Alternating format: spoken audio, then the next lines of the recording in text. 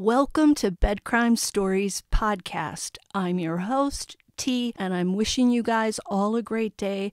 To anyone new, welcome to my channel. And if after listening to or watching this video, you find you learned something or you enjoyed it, please do me a favor and hit that like button. It helps so much. I want to get started with some news today.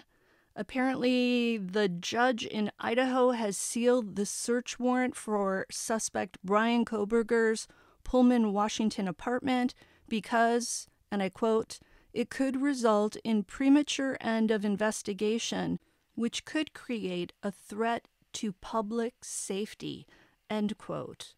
What in the world does that mean? I don't know. I don't have the answer, but News Nation does. Take a listen. Heavens to Betsy. I mean, I've seen search warrants sealed before, and it says we want to preserve the investigation, period, end of story. But they used this language that was, prematurely end the investigation, threat to public safety. Darren, I'm going to start with you. As the lawyer, what do you make of that language? Well, I think the threat to public safety is the idea that if they release the affidavit and the items that were actually seized, that it could compromise the investigation, and that the individual that everybody is so confident actually committed the crime may be able to dodge a bullet as a result, or that the integrity of the investigation would somehow be threatened. Although I hate to take the wind out of anybody's sails, but I'll just remind folks that are feeling this sense of relief as they go back to school that an arrest is not the same as a conviction. And there's a very different standard of proof that's involved. And of course, that's one of the fundamental reasons why that the information concerning the search warrant is kept under wraps. I don't think anybody's got the absolute answer as to why it was sealed, and we're just going to have to wait and watch.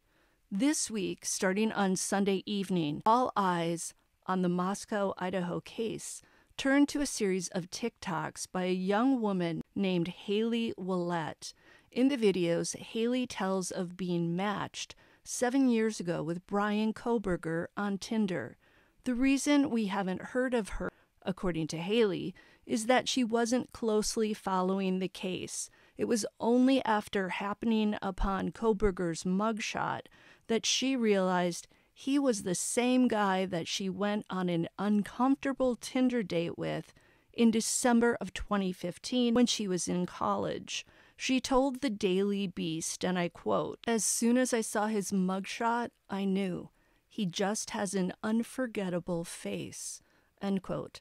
Back then, Haley was a psychology student at Penn State Hazleton, and Kohberger was also studying psychology at Northampton Community College in Bethlehem, Pennsylvania. Kohberger graduated from that institution with an associate's degree in psychology in 2018. If Kohberger were living at his parents' house at this time, he would have been 45 minutes from Haley's dormitory by car.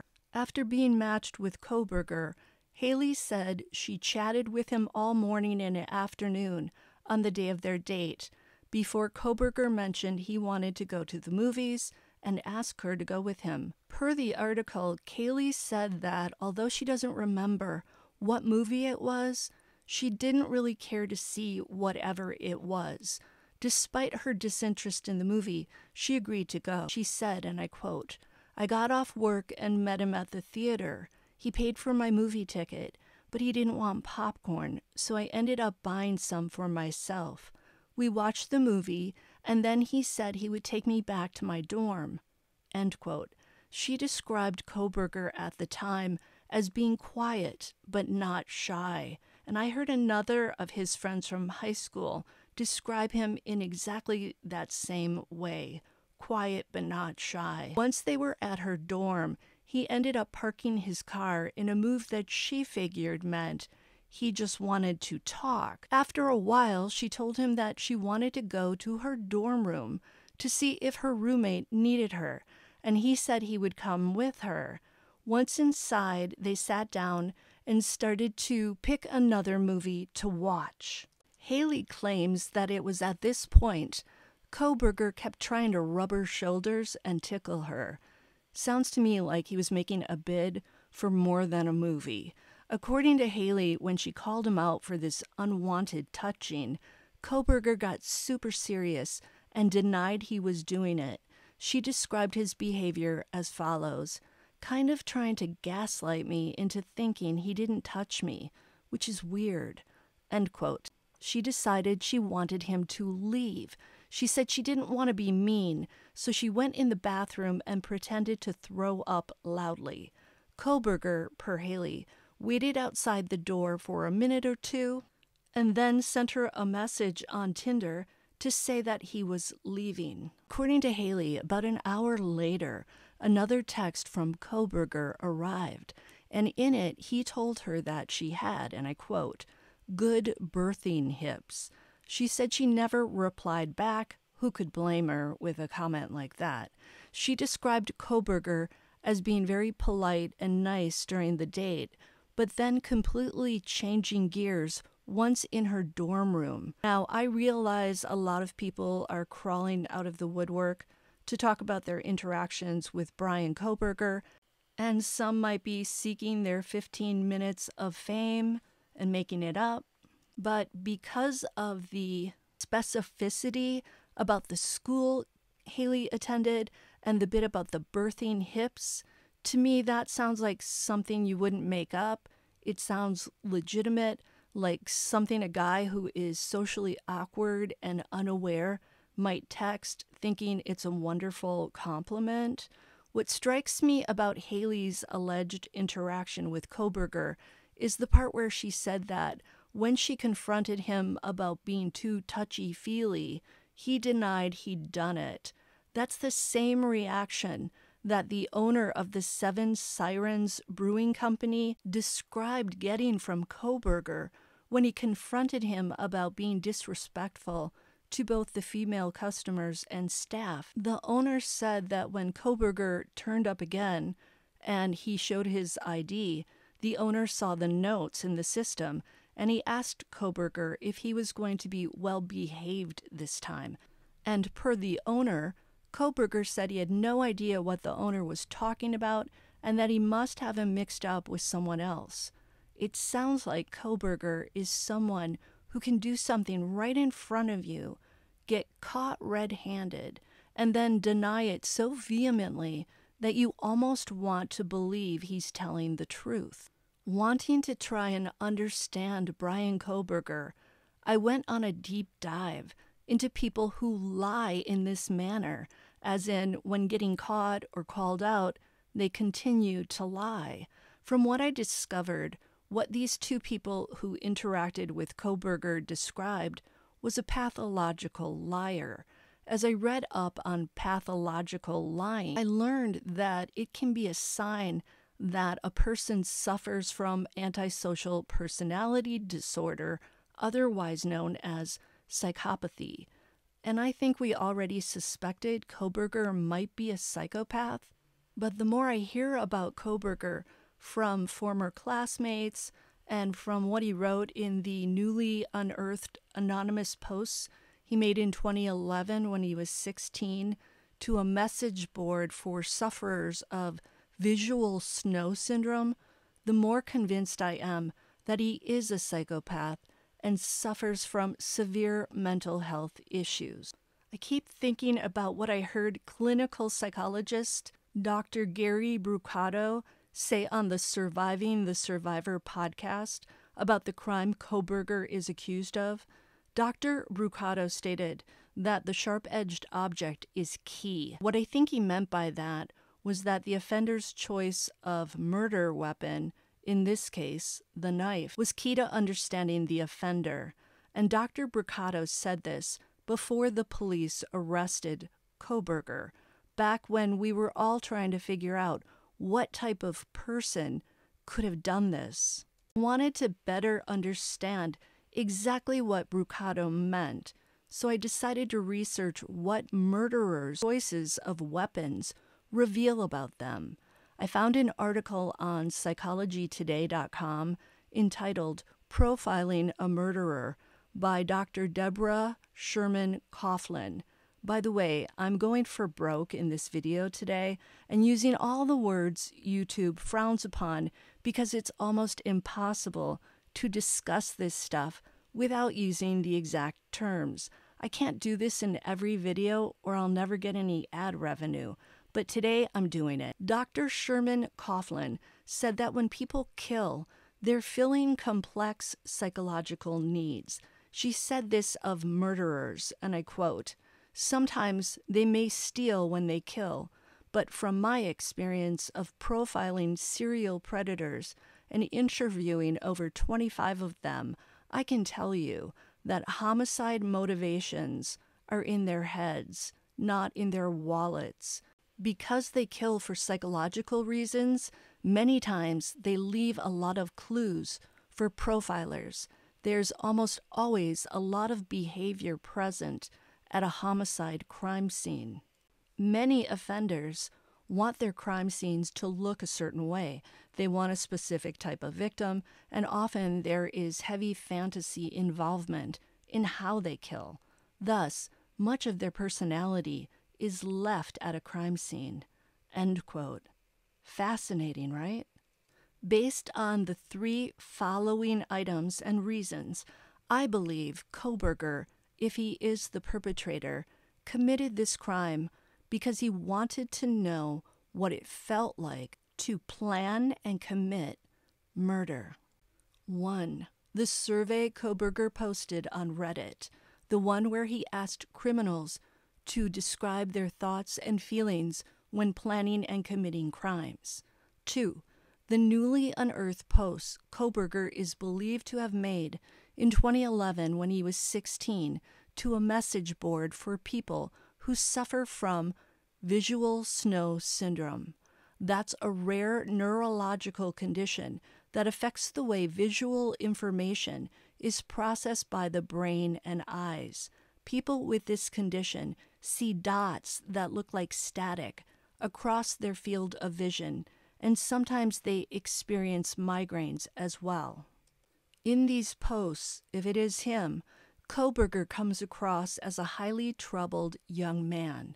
At age 16, he's talking about seeing himself and others as organic sacks of meat with no self-worth. Who describes people as organic sacks of meat? If Kohberger is the perpetrator of the crime in Moscow, is this why he appears to have so easily and quickly done in 4 human beings with a knife? Were they just sacks of meat to him? The person posting also describes having to constantly battle his demons, wondering if he'll ever come back to reality, and hearing screams faintly.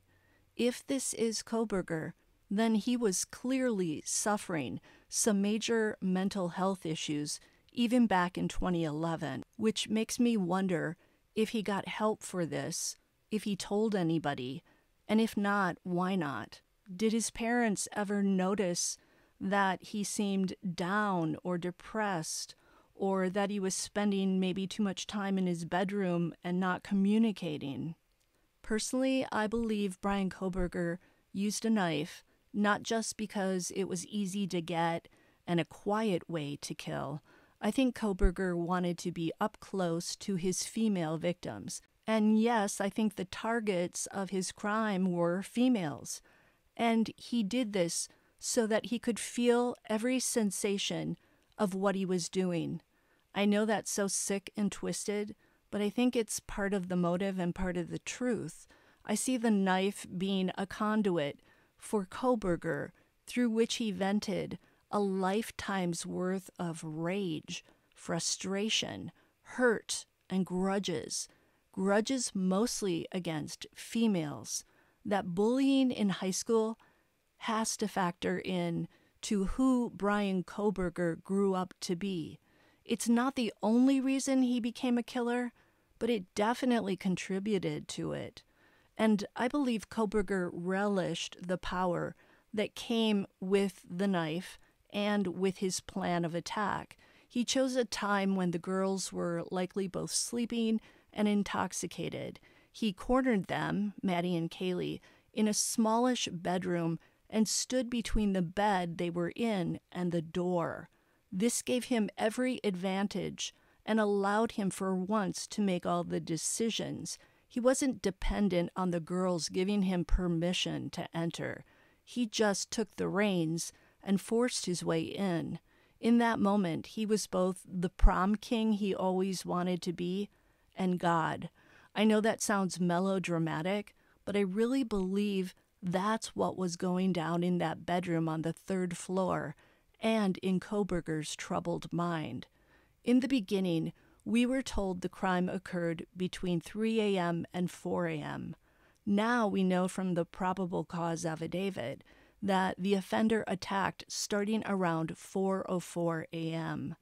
That sheds more light on what state Kaylee and Maddie were in at that time. Remember, they arrived home by 1:56 a.m. on Sunday, November 13th. Kaylee likely went in and got her dog Murphy and let him out to do what dogs need to do. Then she and Maddie maybe ate their pasta, then put on their pajamas or vice versa, and at some point they washed their faces, maybe brushed their teeth, and climbed into Maddie's bed. Maddie, who appeared to be more inebriated than Kaylee in that surveillance footage from Main Street in Moscow, perhaps fell asleep first, while Kaylee kept trying to get her ex-boyfriend to pick up the phone. She kept dialing and dialing right up until 2:52 a.m. Maybe by 3 a.m., after those carbs kicked in, Kaylee was sleepy, put the phone down, and closed her eyes. That gave both Maddie and Kaylee about an hour in which to fall asleep. By 4:04 a.m., when the monster came into the room, Maddie was probably asleep. Kaylee, if she is the person Dylan M. heard saying, "There's someone in here," maybe was only lightly sleeping and thus sensed movement and the sound of the door opening. I'm a light sleeper, so I'd totally pick up on those sounds and movements, and I think saying those words was the last thing Kaylee was able to do. From then out, the chaos was on, and it was a chaotic crime scene per the coroner. I think the offender was surprised to find 2 girls in that bed, and his meticulous plan flew out the window as he reacted to having to control 2 people. We know that he went downstairs, and there he somehow ran into Xana Kernodle, who was awake, and what happened in her bedroom with Ethan we can only imagine. Kohberger appears to have been driven to commit this crime by something in his head. He didn't go there to rob or essay the girls. If he had, I think he would have planned for that and done it. Kohberger's motive, I believe, was multifaceted. He wanted to experience what it was like to plan a murder, use a knife. He wanted the experience of the act of killing, and by picking beautiful young women that he coveted but couldn't have, he wanted to hurt every female who had ever laughed at him, bullied him, thrown stuff at him, and rejected him. And he thought all of this would make him a superb expert in criminology, perhaps even the world's foremost expert. In his delusions of grandeur, the sky was the limit. Until the next time on Bed Crime Stories. Did you enjoy this? Did you learn anything? If so, please do me the kind favor of smashing that like button and subscribe to my channel. See you next time.